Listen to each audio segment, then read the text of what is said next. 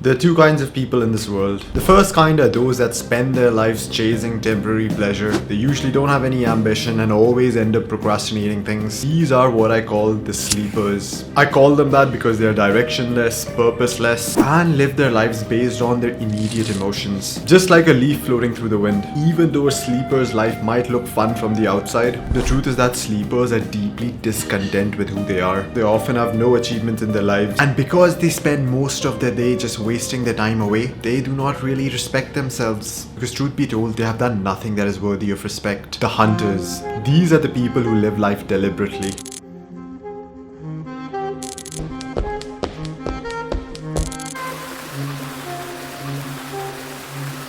The kind that you see wake up at 4 a.m. and go for a run. The kind that eat push-ups for breakfast. The kind of men that value their time and use it to improve their lives. The hunters understand that the most important battle isn't the external one. It's the battle that is going on within you. They understand that a part of you always wants to consume instant pleasure and become a sleeper. But they never settle for mediocrity. To distinguish themselves from these hordes of sleepers is their main mission. Now, a hunter's life has structures, it has rules, and it might not look all that fun from the outside, but the truth is that the hunter goes to bed each night feeling deeply satisfied with himself and has an extremely healthy self-image because he knows he has conducted himself in a way that an ideal man should. My name is Jibreal Khan and I help people go from sleepers to hunters by instilling discipline in them through tried and tested systems. In this video, I'm going to share with you two key principles that are going to skyrocket your discipline and finally allow you to become the hunter you knew you had the potential to be. So let's get right into it.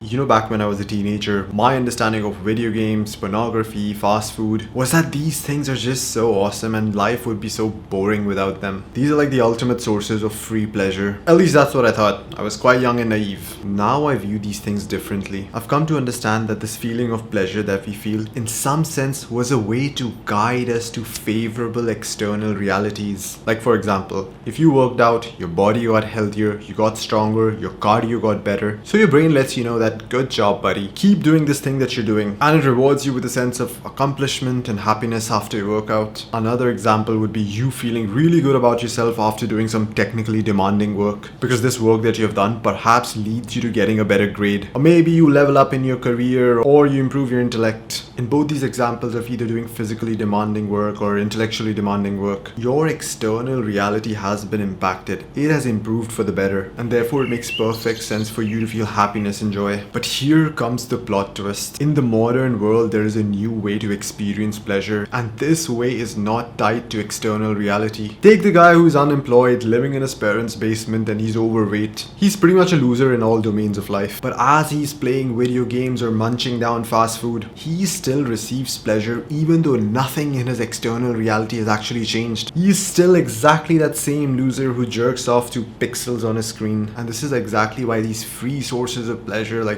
porn, weed, alcohol are so dangerous, because you could literally waste away decades of your life being sedated by these things and not have done any external development whatsoever. Now imagine you made a deal with yourself that, you know what, I am not going to sedate myself by these free sources of pleasure anymore. The only way that you can now feel good is going to require you to work and change your external reality. So you start hitting the gym, you start reading philosophy, you work on your business, you eat clean food, and you continue doing a lot of these external things for the next 5 years. Just think about the kind of man that you would become compared to a guy who has been sedating himself for 5 years. Imagine how much mentally stronger you would have become compared to that guy. Imagine how much physically stronger you would have become compared to that guy. Imagine how much wiser you would have become compared to that guy. Imagine just how good your relationship with your parents and your spouse would be. I want you to start living your life with this new philosophy. Before you do any activity, just ask yourself this question. Do I receive pleasure from this activity because it has improved my external reality in some meaningful way? If the answer to that question is yes, then go ahead and do it. But if the answer to that question is no, then I would be extremely careful careful with it. Because how many times have you heard cases of this prodigy who was exceptional at his sport, but then he didn't really amount to much later on in his life? This very often happens because a little amount of success early on opens doors to so many sources of quick pleasure, like women, clubs, drinking, and before you know it, these prodigies are sedated by these pleasures and are no longer developing, whereas the competition is developing. How many people do you know from high school who were like brilliant students when they were under the supervision of their parents, but as soon as they got sent to universities and had access to all this freedom and quick sources of pleasure, they ended up underperforming? And I feel that not enough young people get told this. Free pleasure is not your friend. It is your biggest enemy. Now the sleepers of the world are going to come at me saying that, oh yeah, getting drunk and casually sleeping around with dozens of people is actually sexual empowerment. Oh yeah, it's actually okay to watch a bit of porn and masturbate. And they would cite some bullshit medical article. And they would say, okay, it's perfectly fine to go to a club, get drunk, grind on strangers. This is a perfectly healthy way to socialize. Nothing wrong with that. The sleeper tribe will justify the use of all these free mechanisms of pleasure because deep down they know they are just so addicted to them that they cannot even imagine a life without them. Whereas the hunters of the world understand that not all that glitters is gold and that there's no such thing such as free pleasure. The cost of free pleasure is the future use happiness. They accept that these things are bad for them, and even if they're actually addicted to them, they're actively looking for ways to overcome their addiction rather than justifying it.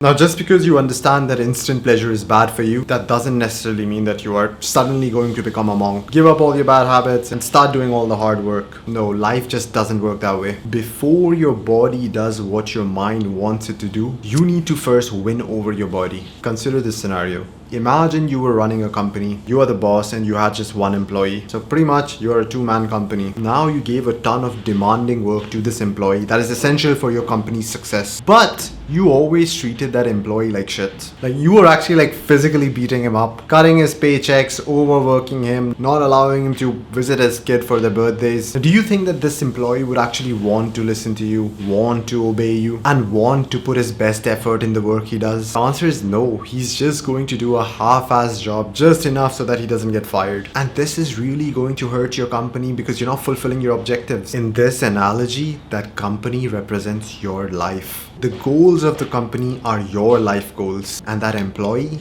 is your body. If you're constantly messing up your health by staying up at 2 a.m., eating processed sugar-filled food, living in a dark dingy room and not getting any sunlight, then guess what? You are abusing your body and your body is going to stop listening to you. It's not going to want to go to the gym even when you ask it to. It's not going to want to study even if you know deep down that this is really important. Everything is going to feel like an uphill battle if you do not treat your body right. But now let's consider the second scenario.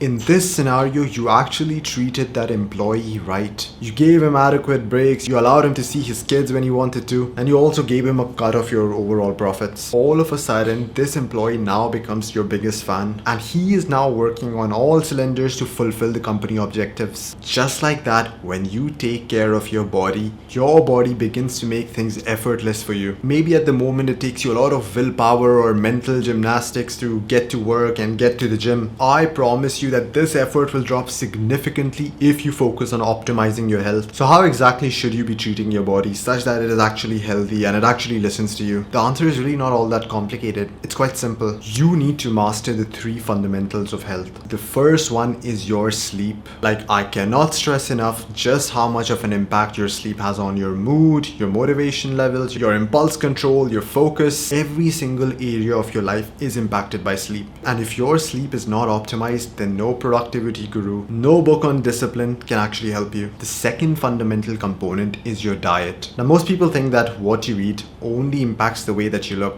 Yeah, sure, you're gonna gain a few pounds, you're gonna get a bit chubby, but that's about it. But that is not it, bro. The way that you eat impacts every single thing about you. Your energy levels, your desire to work, your mood, the kind of thoughts that you have, your ambition. If you are putting in processed sugar poison in you, then no matter what productivity hack you you learn, you are still going to mess up. The third fundamental component is working out. If you are doing a desk job, sitting on your chair all day, you barely move, you barely put your body through any sort of resistance, then both your body and mind are going to rot. Firstly, you're not going to be cognitively sharp, and obviously physically you're going to feel weak and brittle. You're going to have lower back pain, shoulder impingements, and you're just going to have these weird aches and pains throughout your life. And when you're constantly battling pain, then you can forget about being productive or disciplined. Now, the best way to master these three fundamental components of health is to build systems for them. For example, I have my own personal system for sleep. The objective of the system is to optimize my sleep. When you have a system in place, it takes any guesswork out of the equation, and you know exactly what to do and when to do. This system was created after watching a bunch of Andrew Huberman's podcasts on sleep. I feel that is the best guide on internet on how to actually optimize your sleep. So here's my sleep system. Go to bed at the same time every day, and I do this to keep a consistent biological clock. The second point is to get sunlight 20 to 30 minutes each day, especially in the mornings. Getting sunlight once again is beneficial to maintain your biological clock, and it also helps you feel alert during the day. It lets your body know that the sun is out, time to wake up, pump up the cortisol,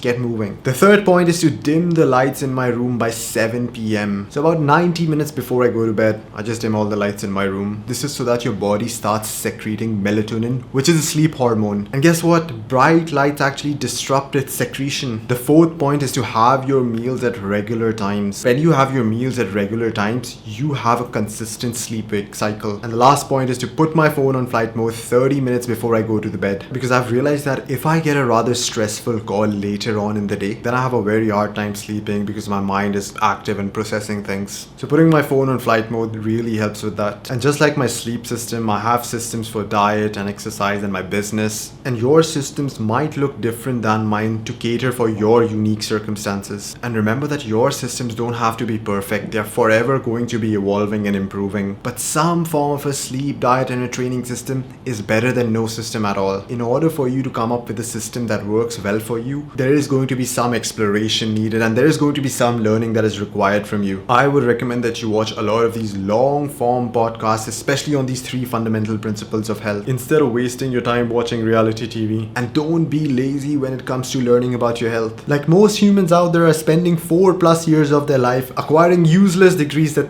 pretty much teach them nothing and don't really improve their lives. But spending just 30 minutes a day to learn about your sleep, your diet, and some workout protocol can be, I kid you not, life-changing. If you're serious about becoming a hunter, not just in theory, but in practice, then your journey doesn't end here. You have understood the problem, but now it's time to break out of old patterns and start building momentum towards the new you. So click on this video to learn how to do just that.